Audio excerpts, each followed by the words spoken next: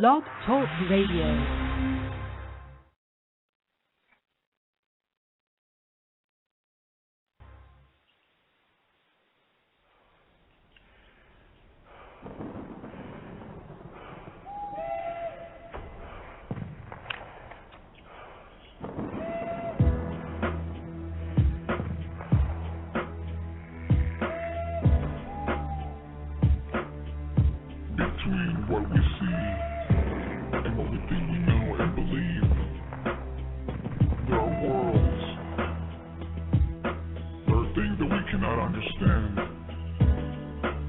Bigfoots Pad Paranormal Investigations team is in charge of the field. Bigfoots Pad Paranormal Investigations team.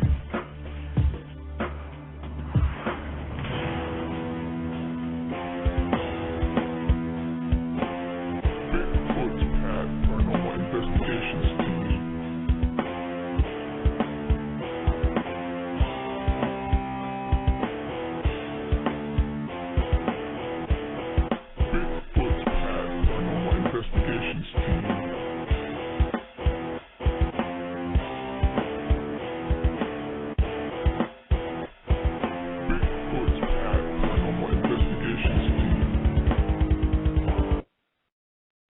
And welcome to another edition of the Bigfoots Pad Paranormal Radio Show.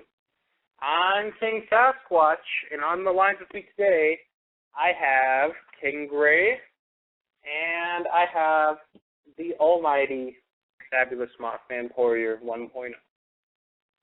Today's show, we're going to talk about these infamous crystal skulls, objects of mystery and power, as mysterious as they are famous. Well, Nick, before we get started with today's topic, can you tell us a little bit of news? Yes, I will gladly do the honor. First off, I will talk about a Louisiana sinkhole. An entire area of the 1 mile by 3 mile Napoleonville salt dome is sinking, according to Bayou Corn's sinkhole evacuee Harry Bordeaux. Speaking to a reporter Saturday morning after a community meeting where he and other residents hoped to be briefed on the latest disaster developments. Bordeaux told The Advocate that when he used to go crawfishing in the 1960s near the area where the sinkhole now is, he had to climb a fence near Louisiana Highway 70, hike 500 feet through the woods to get to the pristine bayou filled with edibles. Now the fence is underwater, and the water is right up against the road. Bordeaux was among some 200 evacuees and other residents at a meeting Saturday morning who wanted officials to answer their questions about the oil and gas-related sinkhole. Answers that, again, were not forthcoming. The now infamous Louisiana sinkhole was discovered August 3rd in a swampland between Bayou Corn and Grand Bayou on a property owned by Texas Brine Company. Parish officials have said in a blog post, the sinkhole is about 200 feet northwest of Texas Brine's Cavern, one of such 51 oil and gas-related storage caverns carved out of the underground Napoleonville salt dome. Gas bubbles have begun percolating further from the sinkhole in the Talac Canal between Grand Bayou and Pier Part, the 17th bubbling area in the sinkhole vicinity. Locals worry about an explosion, the earthquakes they are feeling, and that the sinkhole will consume them on any given night. Have you guys heard about that in the news? No, I actually haven't. Not before you mentioned it, no. Okay, I believe I heard a snippet of it on CNN or one of those other babbling channels on television, but basically there's this area where there was a salt dome where there's a giant, basically a small hill, and underneath this hill, an oil company drilled out some caverns and filled them with oil. And apparently, I don't know if this can be established beyond a shadow of a doubt, but apparently it seems that the drilling has caused the dome to collapse in on itself and a sinkhole to form. Now the oil is getting out into the environment, and the sinkhole keeps getting bigger and bigger, so people are getting a little worried. Wouldn't you be a little worried if a giant sinkhole started to form right here in your backyard? No. You're saying that it's in Louisiana, of all places, right? Oh, yeah, and I don't want to sound very cruel, but like you just said, Jeremy, it's in Louisiana. Places like that are infamous for sinking cities and houses and whatnot because the ground is made out of mush, basically. So this doesn't surprise me like they're that much. plagued with oil-related disasters and storms and that. Yeah. place. So yeah, I feel bad for them, but it's a problem that always seems to be happening there. The next news story: Mars ancient stream beds. NASA's Curiosity rover has only been on the surface of Mars 7 weeks, but it has already turned up evidence of past flowing water on the planet. Researchers think that the rover has found a network of ancient streams. Satellites at Mars have long captured images of channels on the planet's surface that were cut by some kind of flow assumed to be liquid water. Curiosity's discovery at its landing site in the equatorial Gallic crater provides the first real ground truth for those observations. Scientists are now studying the images of pebbles in some rock. The size and shapes will give them clues to the speed and distance of the ancient water flow. The discovery site lies between the northern rim of the crater and a huge mountain that rises up from the central plain. Previous orbital imagery of the region had hinted that there might have been a water feature here. Curiosity's conglomerates or groups of rocks support that hypothesis. There is also an eagerness to study the chemistry of the rock groups because that will give an inclination of the nature of the water, its pH value, for example, and that will provide some clues as to what the environment at the time may have looked like. Curiosity is funded for 1 Martian year or 2 Earth years of study. It will try to determine in that time whether past environments at Gale Crater could have ever supported microbial life. You guys heard about that. I know, well, at least Tim, you've told me about that before the show. You heard about those ancient stream beds. Yeah, it was on Yahoo News is how I first found out about it. I mean, people have theorized for hundreds of years about the possibility of life on Mars. So does this, in your guys' opinion, lend credibility to those theories? Because water is not essential for life all the time. There are actually some types of bacteria on Earth, I believe, that can live in chlorine or something. So water is not always essential for life, but most of the time water is necessary for life to exist. Do you think that these ancient stream beds could give some credibility to life on Mars in the past and maybe even some aliens living there on the present? I think so. I think it does help lean at least a little bit of credibility. I've always thought there's been life there. What do you think, Jared? Well, I think that the discovery of water on Mars, of course, would be a great breakthrough. I mean, I think NASA and them were saying that in many years in the future they planned on sending people to Mars, whether to colonize the place or who knows what. But if they did find out that there was liquid water on the planet, that means that maybe there would be some sort of life form beyond what they already discovered living there. I mean, I don't want to sound insane, but there could be some sort of subterranean organisms. I'm talking about, big organisms. I'm not talking about bacteria or, protozoa or other microbial things. I'm talking about large Martian, perhaps intelligent life living underneath the surface of Mars. I think that's been a theory thrown out there. We did have Bill on. He did say that he heard of a story about some beings with large eyes and long spidery-looking fingers, remember? Yeah. Anyways, you go on, Nick.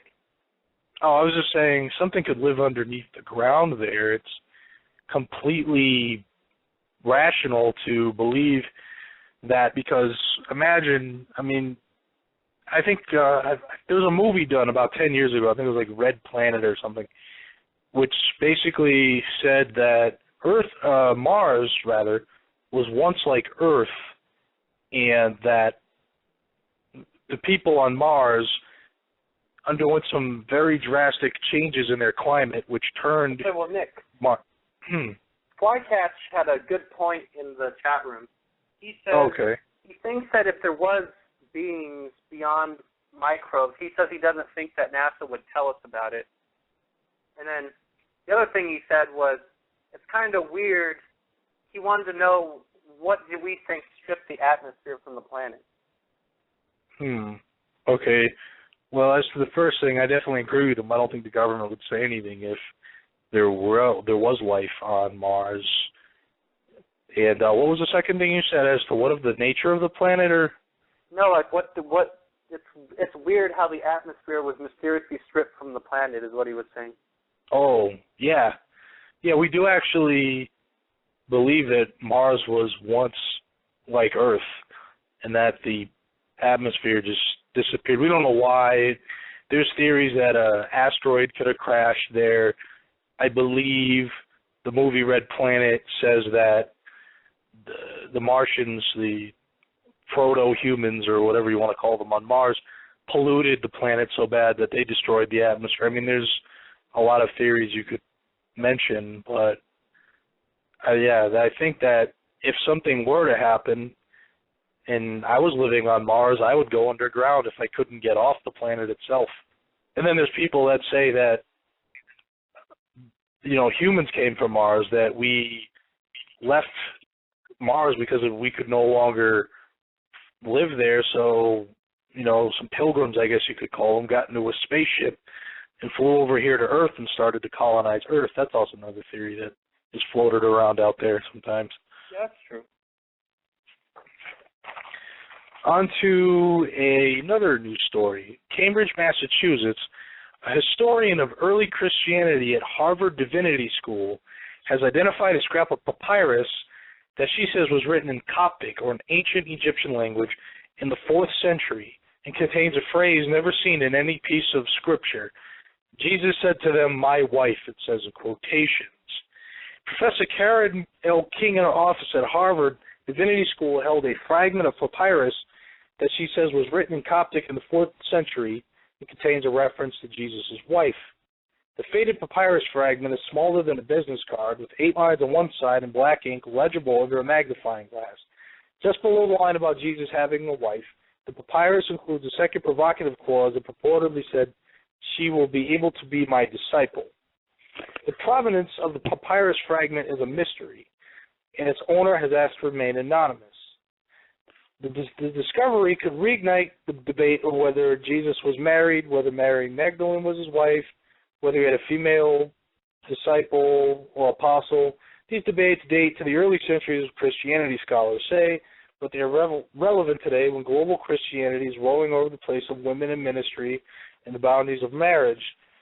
Dr. King gave an interview and showed the papyrus fragment encased in glass to reporters from the New York Times, the Boston Globe, and Harvard Magazine in her garret office in the lower tower at Harvard.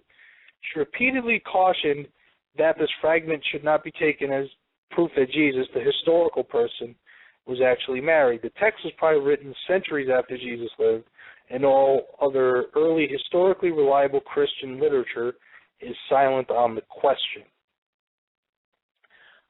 So have you guys heard about things like the Gnostic Gospels and the Lost Gospels and all these other things that have been turning up in the past I've heard of them. years?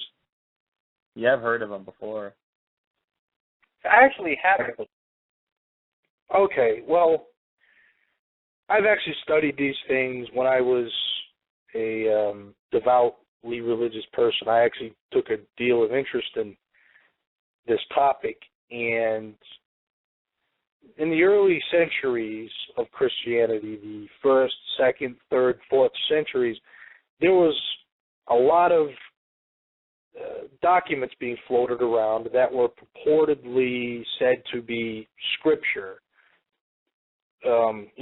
Everyone, or pretty much everyone, is familiar with the canonical or the official Gospels of Matthew, Mark, Luke, and John. But there are also Gospels that were written after those four, such as the Gospel of Judas, the Gospel of Mary, the childhood of Jesus, I think one of them is called. I mean, there's a lot of stuff out there that people wrote that was supposed to be like the Bible. And in the early days of Christianity, there was no definitive Bible like we have today. There's evidence that churches across the world used different books. Like, for instance, the church in Rome would use the Gospel of Matthew. I'm just making this up, but just to make a point. And the church in Egypt was a weird bunch, but the church in Egypt would use the Gospel of Judas. So there was no official thing, no official Bible made until like the 4th or 5th century. So I think this is pretty interesting, and I think it's a relevant document to the history of Christianity. What is your guys' opinion of it? Personally, I think if they did find those new scriptures, I think it would be amazing myself. I mean, whether just the fact that all that writing was gone for so long and they found it again, that would be cool to read. And I think that what I find kind of weird is it's an anonymous person that gave them the information. That's the only thing that's kind of weird. Yeah, I mean, there are some pretty weird things in some of these alleged gospels, I'll call them. Like, one of them says, it's making me laugh just thinking about it. In order for a woman to enter into the kingdom of heaven, she must become like a man. She must become a man. So I think that's in the, I don't know which one. I remember I was talking to a friend of mine who's a Catholic priest, and he brought that up to me, and he said, yeah, this gospel right here says, this lost gospel, so-called, says in order for a woman to enter the kingdom of heaven, she must become a man. I was like, oh. So there's some weird stuff in some of these books, so I just wanted to point that out, because a lot of times when these lost gospels are found, people in Christianity try to use them to push forward an agenda. And just like this story said, there's debates going about the role of women and this and that. So whenever one of these gospels turns up, someone goes, oh, look. This gospel said a woman must become a man, so therefore becoming a transgender person is, what I mean? There's just a lot of crap that is always stirred up when one of these things comes about. Okay, well, Nick. Yeah. It's been almost 20 minutes. You want to get on with today's topic? Yeah.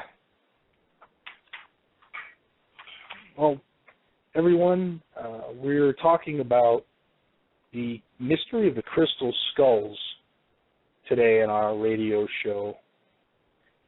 First, I think we're going to talk about what people generally believe about them and their origins. And then later on, we will kind of get into a more skeptical view of the debate as to present both sides. Do you think that's a good setup, guys? Yeah. Yeah, I think so. Well, I guess the best way to describe the crystal skull or the crystal skulls, there's more than one in a nutshell, is to say there are these numerous amounts of skulls, often made out of quartz. There are these carvings which were done by God knows who, and people have many different thoughts relating to these skulls as to what they are, where they came from, what they mean, what they do. I mean, these things have a lot of controversy and a lot of mystery wrapped up into them. What do you guys know about the crystal skulls? What do I know about them, or what do I think about them? What's your opinion on them, and maybe just kind of give, in a nutshell, or a summary of your general knowledge about the topic. Well, from the best of my knowledge, there's supposedly 13 of these crystal skulls. They're allegedly made by ancient civilizations, or some people even think extraterrestrial.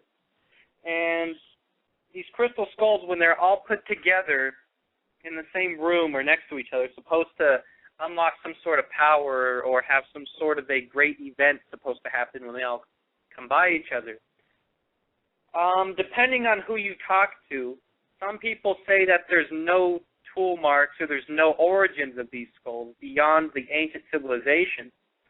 And some people think that these crystal skulls are actually made by some tourist trap somewhere, whether it's an old tourist trap or a new tourist trap.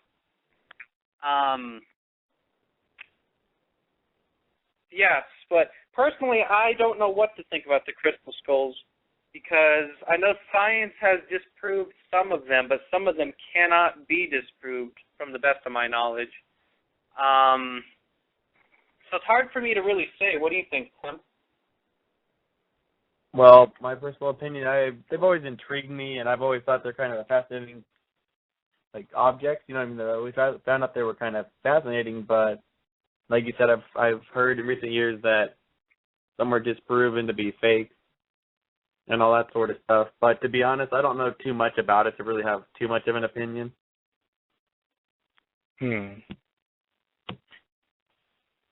So I know, again, what I know is what I just started the show off with in a nutshell.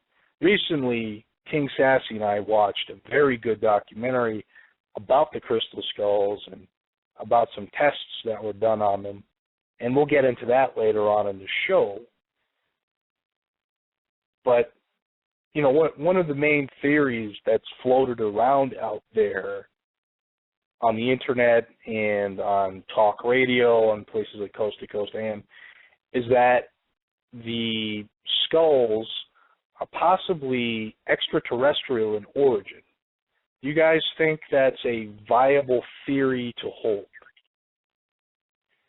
Well, Nick, sorry to interrupt you, but Flycatch had an interesting point. He just now said crystal is a storage device for electrical energy, is what he says.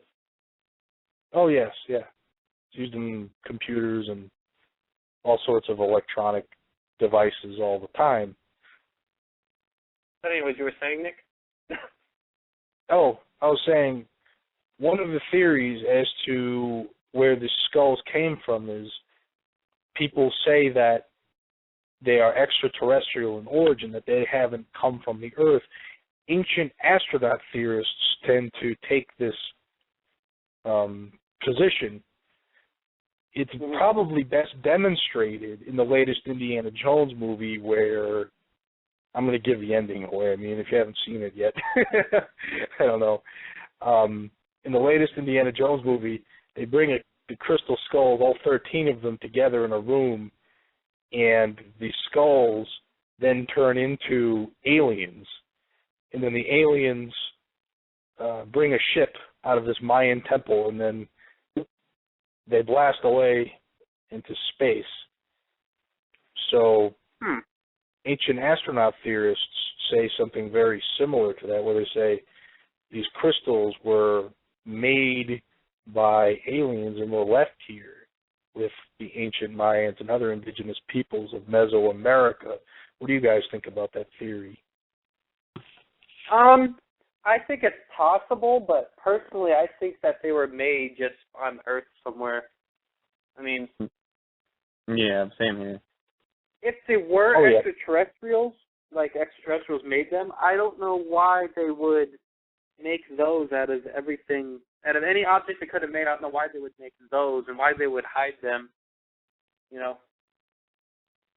Yeah, I would not know why they would do that either. I know, but some people say they were found in temples or ruins of ancient civilizations, like they were worshipping these objects. But if they were extraterrestrial, you would think that would be something that they would want to keep close to them, or something they would want to watch. Keep a close eye on. Yeah, if an extraterrestrial came from another planet and delivered, well, we know that the crystal skulls are made out of quartz, so the material comes from Earth. If some aliens came down, okay, just imagine you're running around in a loincloth and chucking spears at monkeys, and you know what I mean. You're living in a primitive civilization, and this thing comes down from the sky, and these beings come out, and then they carve or do something to some rock. You would, and to make it look like a skull. Mm-hmm. You would think that they are gods or some sort of spirit that can do magic. That's what I would imagine if I was just think about it. If you or me were sitting here right now and an alien came down and handed you a crystal skull, I mean, I would keep it and I would make sure. Oh, definitely. I would think it had some kind of power, probably. Oh, definitely. I would think that it, at minimum, is just a token of friendship or something that the aliens would want to give us. If they gave it to me, you, Tim, or whoever, I would say, guard it. These beings have given us something that they want us to have for some reason, and it's probably pretty important. So we ought to watch over this. Yeah. Another theory that's floated around out there is that these skulls were not made by aliens, but rather made by ancient peoples to worship or to use in religious ceremonies. There is extensive evidence showing that the people of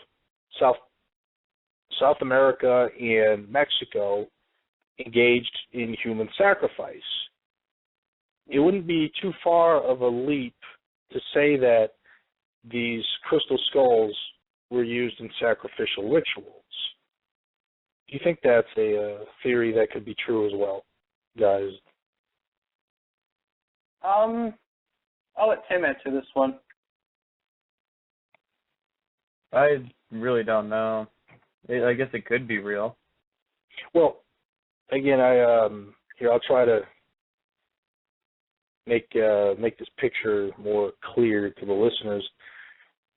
Again, you live in a culture where you're doing human sacrifice. There's an obsession. There's a ritual importance of the human body. Right. Therefore, during your rituals using the human body, you might want to represent the human body in some way, shape, or form. And we see this in cultures across the globe. Every religion, ranging from Christianity, Judaism, Islam, various pagan religions, all have some sort of sculpture, painting, statues. I mean, people do artistic renditions of what they believe all the time, especially in a religious context. So I think it would be more likely than not that these people who believe that sacrificing, a virgin to the gods would make a skull, I think that makes a lot of sense. Yeah. I guess that's true. But, you figure if the Mayans or whoever from South America really made the skull, like you were saying, you would think it would be representative to the form of a being that they're sacrificing for whatever reason. But the thing that's strange about it, they claim there's no, well, depending on who you talk to, they claim there's no tool marks on these things. Yeah. I mean, do you think that maybe they've had some way of making these skulls that we don't know about or we're not aware about? Oh, definitely. If these things were made in the ancient world, the ancient peoples could have had a way of making these things without leaving any heavy, markings on it. And look at the other wonders. Maybe they intended to not leave any marks on it when whoever made it. Yeah, I mean, look at the other wonders of the ancient world. Look at the Easter Island statues. Those things are amazing even today. So, people have a hard time duplicating statues like that with modern technology, never mind with stones and chisels. So, people back then were a lot more advanced, I think, than we give them credit for. Well, that's So I'm sure they had some way of making something like a crystal skull. A lot of so-called, what do Stanton Friedman calls them, fossilized physicists and ancient academics. Yeah. The ancient academics, would listen to us right now and go, oh, you're wrong. You guys can't be right. The ancient peoples never could do a thing like, how do they know? They weren't there. They didn't witness people making the crystal skulls or making the pyramids. Mm-hmm. So I think it's a very viable theory to hold that perhaps the ancient peoples did make it for religious uses. I know I had a good point, but I don't remember what I was going to say. Dormen style. That was your point you wanted to make? Yeah, but...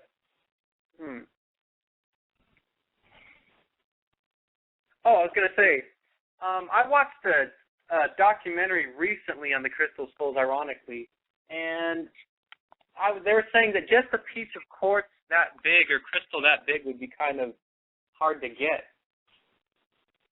Well, to interject, it is hard, but it isn't hard. Because I remember when I was a kid growing up in Rhode Island, when I would play in the woods, I remember the first time, there was a lot of quartz in the soil in Rhode Island, I think in general, but especially in my backyard. There was a lot of quartz crystals in the rocks around my house. And when I would go in the backyard, in the woods behind my house, I would find rocks cracked open, which had amazing quartz formations on the inside. And these were very large rocks. Sorry, very I large. said that wrong. High-quality quartz that you could see through and stuff like that.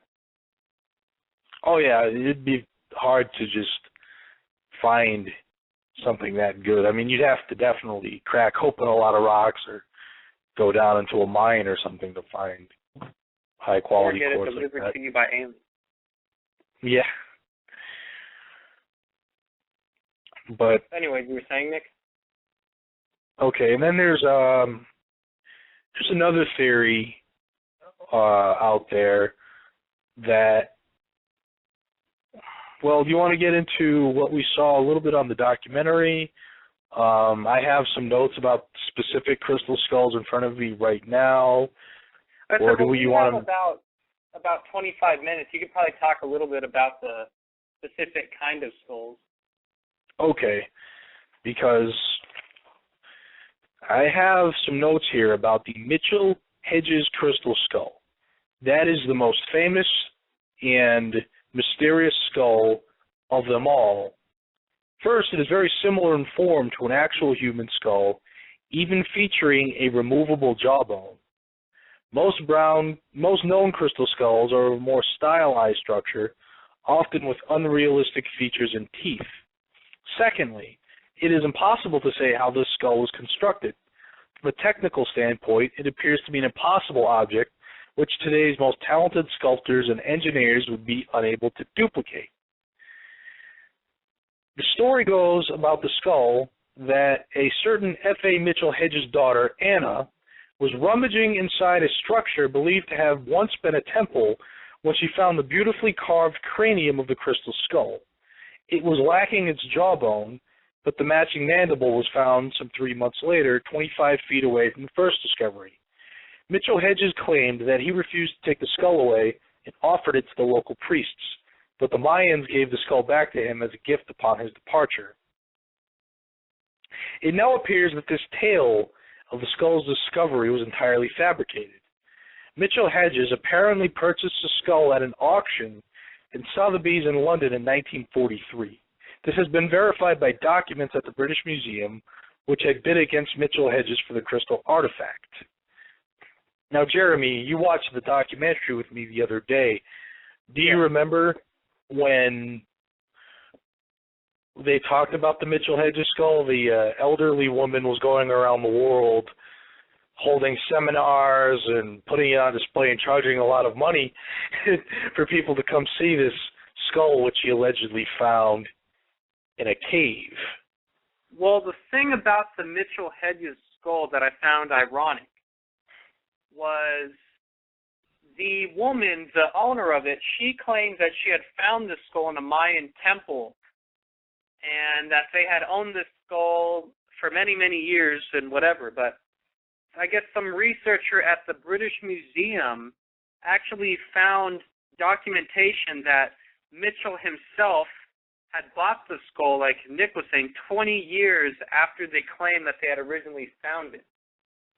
So they tried to make a half-baked story about how they gave a loan to the auctioneer and got it back, and I don't know, I find it kind of fishy myself. Well, also there are some other problems with Mitchell Hedges' story, both the father and the daughter. First off, the daughter claimed that they found the skull in the 1920s. Secondly, the father said they found the skull in the 30s, so their stories don't match, yet they were supposed to be on the same expedition. Yeah. Also, the documentary stated that F.A. Mitchell Hedges was quite a showman.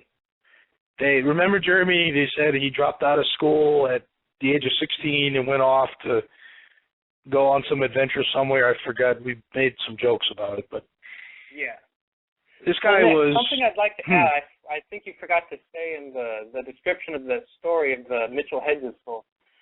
Yeah. They weren't archaeologists. They were more of just looting, because he said that they were taking dynamite and blowing the tops off of Mayan temples and were just taking whatever was inside. Oh, yeah, they were grave robbers, basically. Yeah, more than just archaeologists. They're more of just like taking art. And there was no documentation of where they were blowing these things up at, apparently. Yeah, there's no evidence that an expedition ever took place, even. Which ties into what I was just saying. Nowadays, he'd be thrown in jail in an instant doing that nowadays. Oh, yeah. You could do that. Well, it ties into what I was saying earlier, that Mitchell Hedges was a showman. He liked to show off. So it's not out of his character for him to go buy this crystal skull at an auction, make up some BS story, and then run around with it across the world, saying it was this ancient artifact, and that's exactly what his daughter did. And she made a lot of money off of it. So I think the detail, devil's in the details, at least with the Mitchell Hedges skull, to me it seems like a fake. What about you guys? Well, I was going to say, sorry. Yeah, Flycat says he actually agrees with us on this one. Oh, wow. We should note there might be a historic event. But no.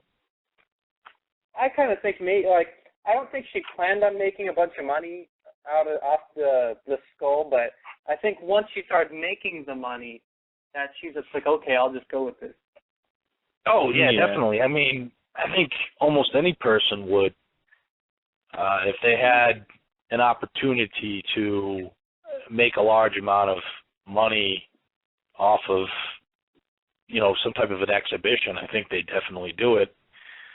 That look at how desperate people with elephantitis were in the 19th and early 20th centuries. They would sell themselves off to freak shows in order to get by. So if this woman, this Mitchell Hedges woman, had a crystal skull, I'm sure she was thinking, oh, wow, look, people want to see this.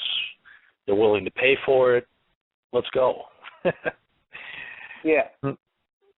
And before, I guess we move on to another skull, because there's a few skulls that I have notes about. A lot of people claim that this Mitchell Hedges skull has supernatural abilities. I don't know if you remember, Jeremy, but during the documentary, a psychic, a purported medium, was rubbing her hands over the Mitchell Hedges skull, and she was saying some type of chant like, "Oh, the skull is talking to me. It's giving me messages from the universe." She's doing something like that. So this thing is purportedly magical or has supernatural powers. Oh, and another thing, there was a video of the skull up on a podium or a pillar, and there were a bunch of people like meditating or, worshiping it while this is a funny picture if you guys can picture this in your mind. This skull is on a pedestal, a bunch of people are worshiping it, and old Miss Mitchell Hedges is sitting on a beach chair looking at these people, just kind of with a little smirk on her face. That was one of the funniest things I've seen in a while. Well, Nick, we have about 20 minutes left in the show. I'll say, is there any way you could briefly describe some of the other skulls? Some of our listeners are talking in the chat room on our Facebook. Oh, yeah. Talking about it. Well, there are other less famous crystal skulls in the world besides the Mitchell Hedges. I just wanted to spend a lot of time on that because that is known as the Doomsday Skull and the most famous. There are some lesser-known ones, though. There is one currently being stored at the Smithsonian Institution. There's one in the British Royal Art Museum or whatnot. And there's also one in the French Art Museum in Paris. And tests have been done on all of those, along with the Mitchell Hedges skull. And basically, some scientists stuck these skulls through what they call an electron microscope. And the scientists have claimed to have found microscopic tool markings on the crystal skulls, which proves them to be man-made. And actually, they even go to say that the tool markings they found are tools that were used in the late 19th to early 20th centuries. Do you remember that, Jerry? Yeah, I do, actually. So I guess I just wanted to throw that out there because that was a very interesting thing from the DVD. Well, here's some other crystal skulls, which, again, are lesser known than the Doomsday Skull. There's one in Texas called Max. A skull known as Max, or the Texas Crystal Skull, is a single-piece clear skull weighing around 18 pounds. It reportedly originated in Guatemala, then passed from a Tibetan spiritualist to Joanne Parks of Houston, Texas. The Parks family allows visitors to observe Max, and they display the skull at various exhibitions around the United States. What do you guys think about good old Max? Can they make money off Max? It doesn't say so, but I imagine that they probably do. If Miss Mitchell Hedges, peace be on her soul, made money from it, I think these people probably do too. Okay, I need to go down to South America and buy one of these skulls and go on tour with it. You can make quite a deal of money, I guess, because these things are really popular. I do have a question. Again, I only have a little paragraph about Max, but why would a crystal skull go from a Tibetan spiritual... No. Okay, this crystal skull allegedly started off in Guatemala, then somehow it got into the hands of a Tibetan spiritualist. Then it got into the hands of Joanne Parks. Isn't that a good question? Weird chain of people for that skull to travel through? Just a little bit. Goes from Guatemala. It's weird. Goes from Guatemala to a Tibetan monk. Well, why would the Tibetan monk be in Guatemala, though? Yeah, exactly. Why would they be in Guatemala? Why would they want a crystal skull? I mean, there's so many different questions that can be raised about this, and again, unless they could find the monk or whoever the monk was and combine the stories, it would make no sense. Yeah, it's just a weird story. I mean, all of them have weird stories. Here's another one. The E.T. skull. E.T. is a smoky quartz skull found in the early 20th century in Central America. It was given its nickname because its pointed cranium and exaggerated overbite make it look like the skull of an alien being. E.T. is part of the private collection of Jacques van Dieten, who tours with her skulls to share the healing powers she believes they possess. So apparently, I guess this woman owns more than one skull, but this article doesn't really get into detail about those. But it does talk about the E.T. skull. Well, here's the only thing I was curious about. How do you know which skulls are ancient, which ones are made nowadays? They look practically the same from what I've seen on that TV show and different pictures on the internet. Yeah, that is a very good point. Because a good point that you and me had the other day was people over in South America, a bunch of locals make these skulls using ancient techniques that leave virtually no tool marks. So how do you know which skulls are ancient, which ones aren't, if they use the same techniques and use the same materials, and you know what I mean? Yeah, well, I think a good analogy for what they do down there to what they do here in the United States would be how Native Americans make things like Indian blankets and Indian totem poles and Indian, whatever. I mean, here in Vegas, we can drive an hour out. We can drive an hour out to the nearest Indian reservation. We can go get genuine Indian artifacts made by genuine Indians. So, like you said earlier at the beginning of the show, a lot of these skulls that are floating out there, a lot of these skulls out there are made by people at tourist traps. Again, just like the Indian reservations close here to Vegas, the natives down in South America, Mexico, make the skulls just like Indian jewelry is made up here. Yeah.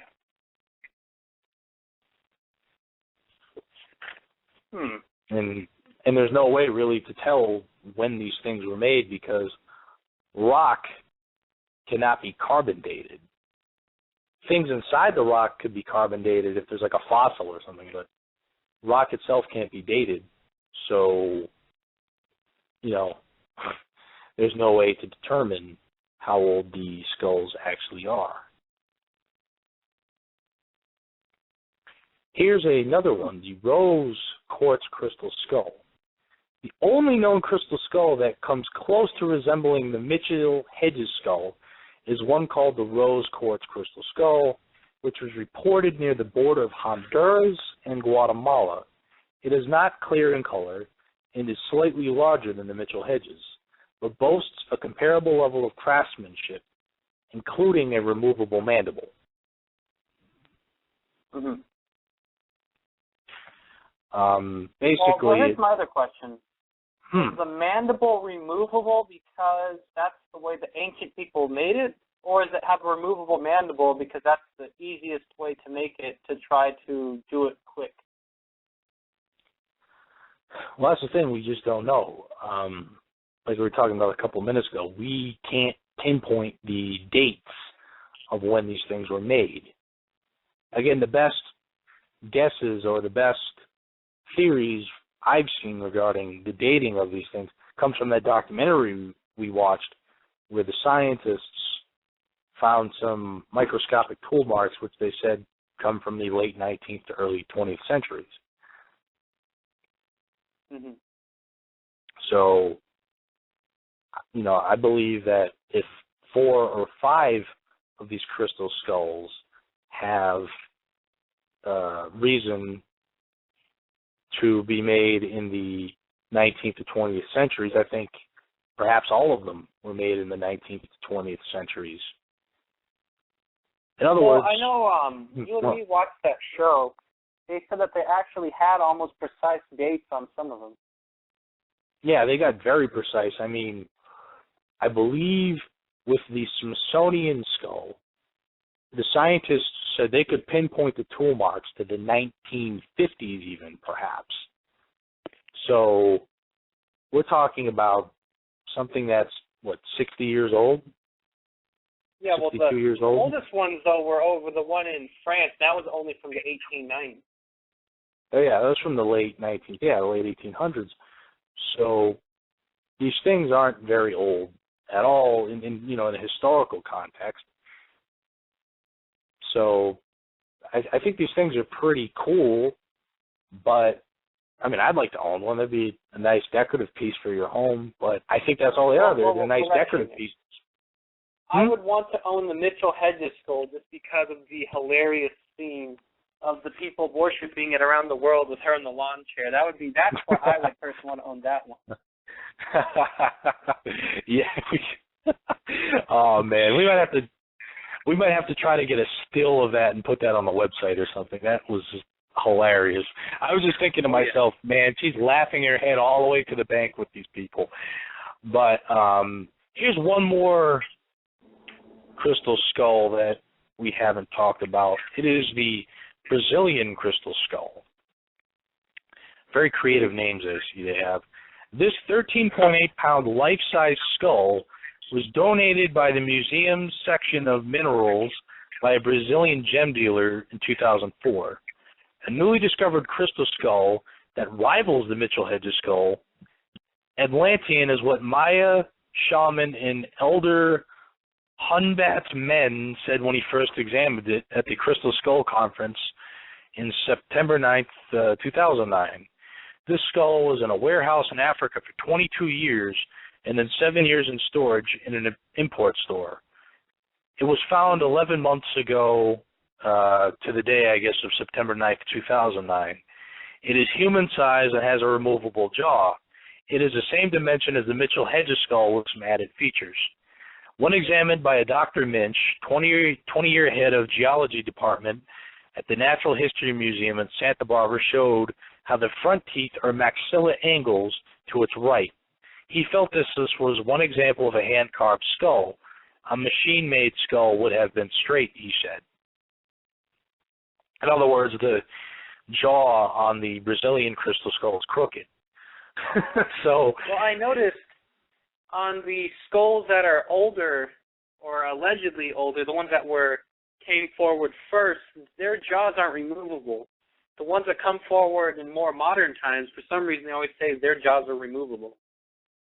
Yeah, that's a pattern I noticed as well, and I think that would be that's logical because if something was made a long time ago, I think the ancient peoples wouldn't be so concerned about constructing a removable jaw. I don't think that's something that is consistent with ancient art. I mean, we have carvings of skulls and people and animals, but they typically don't have removable parts, while these newer skulls do. So I think, at least in regards to the skulls with the removable jaw, there seems to be a more recent date of origin. Oh, yeah. But so we have about 5 minutes left in the show, Nick. I'll say something interesting. You were saying that most of the skulls were from South America, except for the Tibetan one, right? Well, no, that was originally at least claimed to be from South America. it just passed into the hands of a Tibetan spiritualist mysteriously.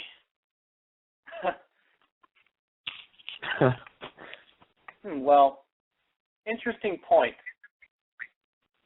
I'm not really sure about this, but do you know if there's large quantities of quartz of high quality like all over the world, or is it just in like certain spots like South America? Well, I know that the documentary we watched talked about this. The scientists on the documentary said that there's very good quartz found on Madagascar off the coast of Africa, and there's a spot in Brazil where very good quartz can also be found. But, again, as I was saying earlier in the show, when I was a kid, there was large quartz deposits in my backyard in Rhode Island, so you could probably get the stuff anywhere, I'd say. Well, say, Nick, I don't know if you have any more notes, but would you care to end the show a little early for today? Well, before we end it, I just wanted to maybe give a wrap-up, maybe a summary of what we talked about and just kind of get yours, mine, and Tim's final judgment as far as the crystal skulls go. Okay. Oh, well, personally, I think that the crystal skulls, I think that they have a more earthly origin than extraterrestrial, but I'm not really convinced that every one of these skulls has magical powers and things, but I do believe that they could have been made maybe as early as the 1700s, but I don't really think that they're all that they're cracked up to be, personally. I couldn't have said it better myself. Like Jeremy said, they have a more earthly origin. Oh, definitely. I believe that this will summarize my belief in the crystal skulls. I think the crystal skulls are of an earthly origin, and they're pretty much nothing but nice decorative pieces. I don't want to be that blunt, but I guess I have to be. That's what I think they are. Well, everybody, today we talked about the mystery of the crystal skulls and where they may have come from, what different thoughts people have about them, and finally we wrapped up the show with our own opinions of what the crystal skulls are. You can tune in to our next radio show on Saturday. Jeremy, you scheduled the next show for? Normal time, normal day. Normal time, normal day, and it will not be a show you want to miss. Yep. Everybody, take care. It'll be on the Mongolian death worm. Oh, it'll be on the Mongolian death worm, yes. And I just want to say my own quick goodbye. Everybody, take care, and hope you'll turn in on Sunday to the Mongolian death worm. Again, thanks for listening, everybody. Everyone, have a good night.